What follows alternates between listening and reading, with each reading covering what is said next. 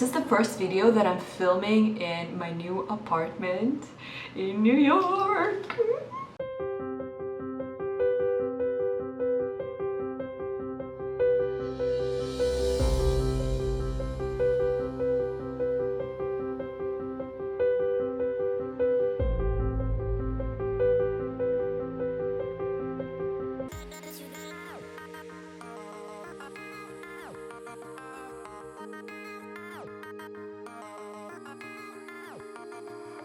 There were a lot of changes in my life recently. The biggest one, I moved to a new city, and this is what I want to share with you today is my move to New York, why I moved.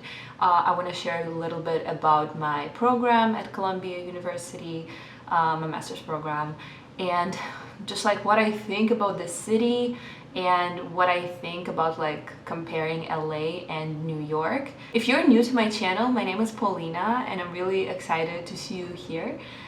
This is not my usual content. My usual content is I talk about psychology, nutrition, well-being, like this holistic approach to how you can be your best self. Also keep in mind that I'm an international person in the States. I'm originally from Russia. I moved to the States 8 years ago. And yeah, if you have any questions related to that, like how I moved and what did I do for the past 8 years, you can also leave them down in the comments. But yeah, I'm here to guide you through my journey and show you what I've been up to and share my initial thoughts on living in New York. So I decided to move to New York back in March when I got admitted into Columbia GSAPP for MArch program. So MArch is Master of Architecture and GSAPP stands for Graduate School of Architecture, Planning and Preservation. I did architecture for my undergrad as well. I double majored. I also did psychology. That's what my channel is mainly devoted to.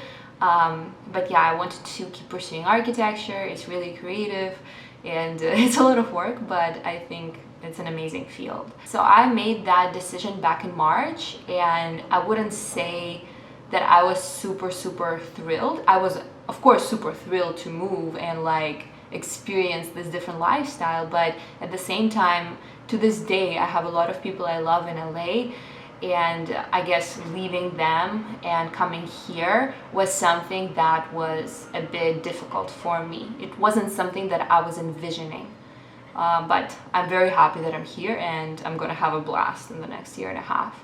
So I moved to New York almost a month ago, and at first I didn't have the apartment. I just stayed in a hotel for like a week, and the very first day in New York I just scheduled like 6 appointments to see different apartment buildings, and that's what I did. I took a tour of a lot of buildings, mainly on Upper West Side, because I decided that Upper West Side is not that far from Columbia. But at the same time, of course, like a lot of people prefer to live downtown in New York, so like Soho or Chelsea areas. But I just didn't want to be too far from the university, and at the same time I didn't want to be too high up because Columbia is located on 116th Street. That's really high up, and if you live there, it's just harder to like go downtown. So that's why I just wanted to be kind of in the middle of Manhattan. And luckily I found my apartment the very first day. I think it was my appointment number 5. And it pretty much clicked, and I applied for the apartment the same day. And then yeah, they still had to take a few days to clean up the apartment because the previous tenant moved out recently. And then I moved in right in the middle of my first like official school week, so that was a little hectic because I had to be in classes all day long, then come back and have like TaskRabbit people come assemble furniture and things like that. So that was like really hectic, but I'm here now. I still have some work to do around the apartment, and I'm gonna film an apartment tour video once this apartment is quite put together. So stay tuned for that if you're curious.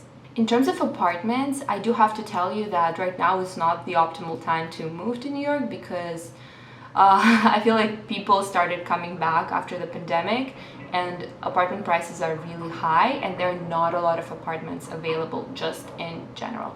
So that was a little bit difficult, but I mean, I didn't have a choice because my program start date was set in place. I'm living alone. Of course, a lot of people find roommates, and that's also amazing.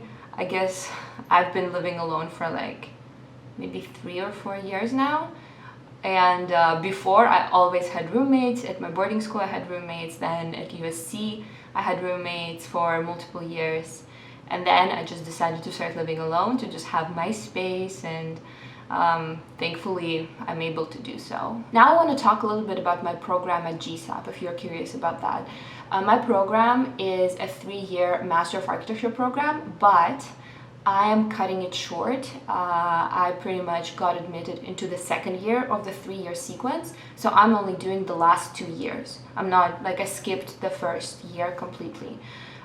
It's really intense so far, but those of you who are in architecture fields already know that. And we like kickstarted the semester really intense, yeah, like already the first day we were building models, and that's not typically how it's done in architecture. You sketch first and you think first and like do your research, but we just jumped right in. So yeah, and I also feel like it's really intense because we're there on weekends pretty much, Friday, Saturday, Sunday.